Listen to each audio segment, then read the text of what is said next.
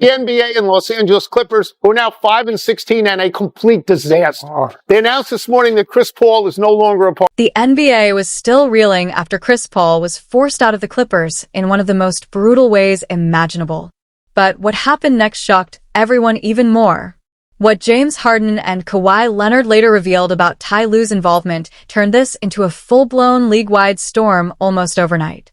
And honestly, the details are hard to believe. So let's break it down. This was not a routine roster move or a quiet front office decision. Not even close. This was a late-night bombshell that caught the entire NBA off guard. It was around 3 a.m. Eastern on December 4th, 2025. The Clippers were on the road, staying at a team hotel in Atlanta, preparing to play the Hawks later that day. While most of the team was asleep, Chris Paul was wide awake. And for good reason. This is a 12-time All-Star, an 11-time All-NBA selection, one of the greatest floor leaders the game has ever seen. A point guard with more career assists than anyone except John Stockton. To many fans, he is still the greatest Clipper of all time. And in that moment, he was being told his time with the franchise was over. Just like that. Shortly after, Ramona Shelburne posted on X a message that stunned fans. Just found out I'm being sent home. Peace. This was the same franchise where Chris Paul built his legacy during the unforgettable Lob City era. The team most closely tied to his name. And suddenly it was done. No tribute. No warning. No respect. What made it even worse was how he found out. There was no formal meeting back in Los Angeles. No private conversation with ownership. No carefully planned phone call. Instead, Chris Paul was informed during a late-night, 3-hour meeting with Clippers president of basketball operations Lawrence Frank inside a hotel in Atlanta, while the team was on the road. As soon as that meeting ended, Chris Paul didn't wait for a press release or a spin from the team. He went straight to Instagram and told the world himself. One short message said everything. Just found out I'm being sent home. Peace. A simple peace sign emoji followed. That was it. That's how one of the greatest point guards in NBA history had to announce the end of his Clippers career, live, raw, and in real time. But here's where the story truly explodes. James Harden and Kawhi Leonard, the two stars the Clippers are built around, had no idea this was coming. No warning. No heads up. Nothing. The leaders of the locker room and the faces of the franchise found out Chris Paul was gone the exact same way the fans did, through social media. No phone call. No team meeting. No explanation. Just a post, a peace sign, and chaos spreading across the entire NBA. Here's Ramona Shelburne. She posted it onto X. Just found out I'm being sent home. Peace. They woke up, checked their phones, and instantly the story was everywhere. Every major sports network was flashing the news like an emergency alert. Still, there had been no call from the front office. No warning from the coaching staff. Somehow, no one thought it was important to tell the Clippers' two biggest stars that a future Hall of Famer was being sent home in the middle of the night. Later that evening, after the Clippers cruised to a 115-92 win over the Hawks, reporters finally spoke with James Harden and Kawhi Leonard. Their reactions said far more than any official statement ever could. By then, the league was buzzing nonstop, and the media rushed to get answers. James Harden, who previously played alongside Chris Paul in Houston, didn't try to soften his words. He looked truly caught off guard. I'm just as confused and shocked as you guys, Harden said. The whole world surprised me, not just Chris. Then he added something even more telling. There's a lot we've been dealing with, but that's out of my hands. I've got to focus on what I can control. I guess the front office felt this was the best decision for the organization. That wasn't a meaningless comment. It was a quiet warning. That line, asterisk, not just Chris, asterisk, spoke volumes. Harden wasn't pointing to one single issue. He was hinting at deeper problems that had been building behind the scenes. This wasn't one bad decision. It looked like part of a bigger pattern. And the front office seemed to believe that removing Chris Paul would somehow solve it all. Then came Kawhi Leonard. Kawhi is known for being calm, brief, and emotionally guarded. He's not someone who delivers dramatic quotes. But even he couldn't hide how shaken he was. He described the news as shocking, and coming from Kawhi, that alone says a lot. What made it even more surprising was what he revealed next. Kawhi said he had recently been having positive, forward-looking conversations with Chris Paul about improving the team. These weren't arguments or tense exchanges. They were real basketball talks, productive discussions about how to play better and move forward together. Leonard is on a minute restriction, and sources told me that when he was guarding Klay Thompson, he was struggling when he got into the game after sitting down for a while. He was struggling keeping up with Klay Thompson. And so there was a timeout call late in that fourth quarter. And during the fourth quarter and during that timeout, Chris Paul went to Kawhi Leonard and said, "Hey, man, are you fresh enough and you feel good? You feel like you can stick with Klay Thompson?" And he asked the teammates, he said, "Hey, y'all might want to switch this. Wait till he gets warm until he goes and guards Klay." And so I was told that Jeff Van Gundy told Chris Paul, "Listen, you might have had leeway in other places to be able to, to change up defensive coverages, but you don't have that leeway here."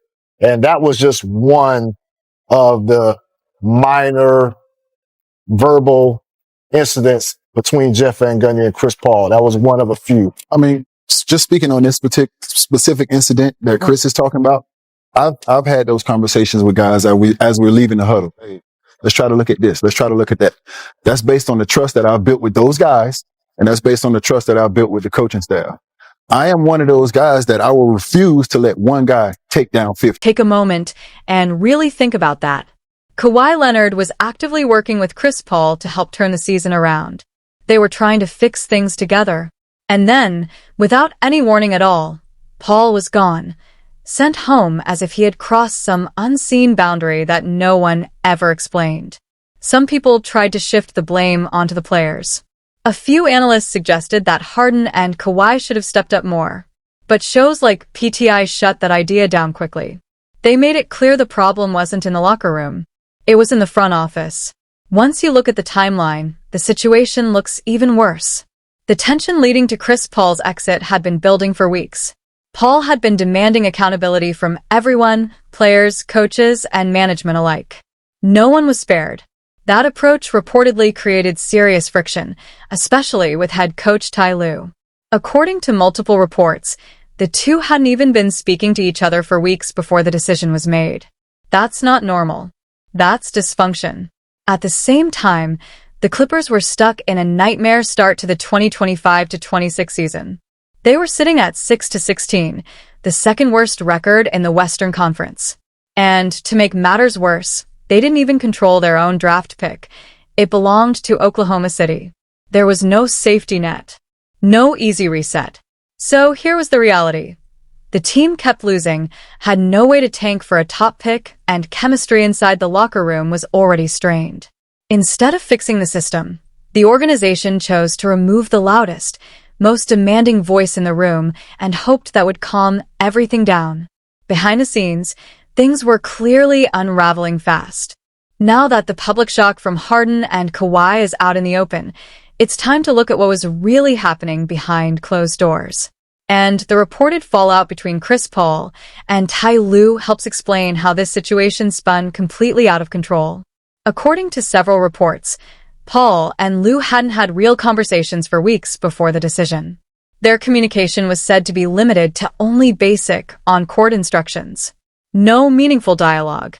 No real connection. Ty Lue quickly pushed back on those claims and flatly denied them. When asked directly whether he and Paul had stopped talking, Lue said that wasn't true. But what came out afterward told a different story. When Lue finally addressed the media, his tone was calm, but his words stood out. He admitted he didn't like how things ended. Then he said something that raised eyebrows across the league. He explained that, in the end, the fit just wasn't right. In Los Angeles Clippers, who are now 5-16 and a complete disaster. They announced this morning that Chris Paul is no longer a part of their team. The Clippers sent Paul back to LA from Atlanta on a one-way ticket. My sense of this is that it's on the general manager and the coach. Okay, they stink. They have lost 14 of their last 16. Read between the lines for a moment.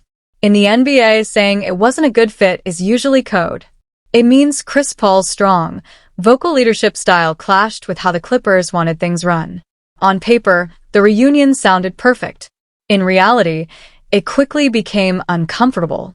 And once details from inside the team began leaking, the tension was impossible to ignore.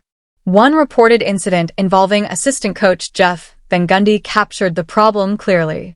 It happened during a game against the Dallas Mavericks. Kawhi Leonard was on a minutes restriction and looked rusty after sitting during a timeout. Late in the fourth quarter, he was struggling defensively. ChrisPaul noticed and quietly went to Kawhi with a suggestion: temporarily switch the defensive matchup until he could get back into rhythm. NBA insider Chris Haynes later explained exactly how that moment played out. And this is where everything changed. The very next day, while the team was on the plane, Jeff Van Gundy called ChrisPaul into a meeting. He asked him directly whether he had changed the defensive assignment. Paul explained that he hadn't changed anything. He said he only made a suggestion. That's when the conversation reportedly took a sharp turn. According to Haynes, it became tense almost immediately. Van Gundy shut it down and made his position clear. You might have had leeway in other places, but you don't have that leeway here. That one line said everything. This wasn't about a single play or a small suggestion. It was a power move. The coaching staff was drawing a firm line and making it clear where ChrisPaul stood in their chain of command. A 12-time All-Star. A floor general who has led NBA offenses at the highest level for more than 2 decades. And yet, he was being told his voice and instincts were no longer welcome. That alone explains a lot. ChrisPaul didn't need to argue in public or fire back through the media. His reaction, quiet and direct, spoke louder than any words ever could. And so when you think about, and we hear these stories about, oh, Ty Lue wasn't speaking to him, or he wouldn't take a meeting with him, or they wasn't on speaking terms for 3 weeks, it gets you to thinking, what the hell was CP3 doing? You get sent home at 3 o'clock in the morning? What the hell were you doing in that locker room? Because it wasn't just because of that event, that situation that happened. It was stuff that was that kept building up throughout the course of the season. He was doing stuff behind TyLue's back, going to players, whispering, saying things and causing turmoil when the team is already struggling and going through a lot. Instead of sitting down for an interview, ChrisPaul responded in his own way. He posted a screenshot on his Instagram story showing the dictionary definition of the word leeway. It was simple, direct, and quietly sharp. No rant, no explanation. Just a clear message that he felt disrespected and pushed aside. NBA on Prime quickly broke the moment down. The panel pointed out that exchanges like this between players and coaches should be normal in a healthy organization.